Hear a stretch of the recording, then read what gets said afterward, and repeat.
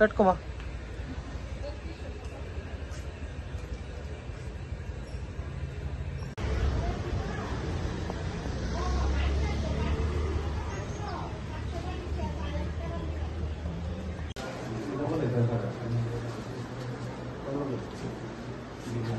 না না হ্যাঁ না তারপরে ভাই না ভাই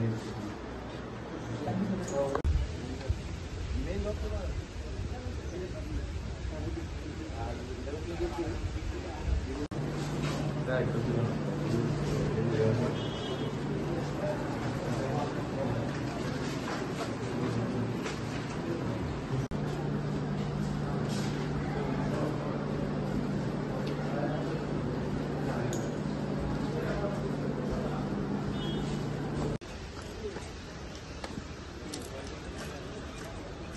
सारे का पीछे पीछे पीछे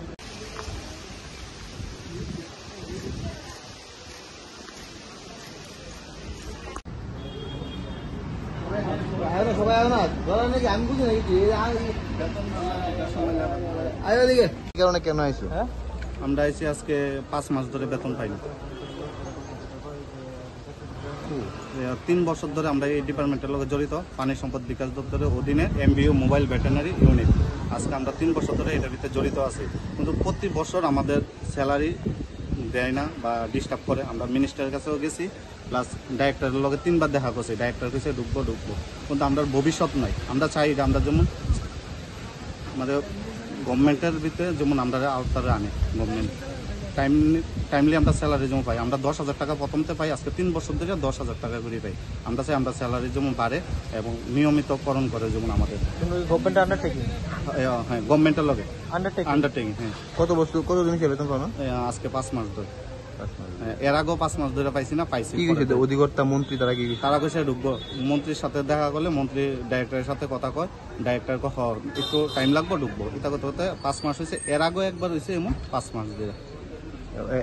এখন যে 5 মাস হয়েছে মানে পুরো 5 মাসই বেতন পেয়েছো না? না 1 মাস দিয়ে? না না 5 মাস পুরো। কতজন রয়েছে তোমরা? 10,000 টাকা। তোমরা কতজন রয়েছে টোটাল? 26 জন সারা রাজ্যে। হ্যাঁ 13টা গাড়ি। কাজটা কি? আমরা এমবি মোবাইল ভেটেরিনারি। আমরা পশু পাখির যদি কোনো অসুবিধা হয় আমরা গাড়ি নিয়ে ডাক্তার নিয়ে আমরা এখানে উপস্থিত হই, ফিল্ডে কাজ করি আর কি। কোন ডিপার্টমেন্ট? পানি সম্পদ বিকাশ দপ্তর, এআরডিডি।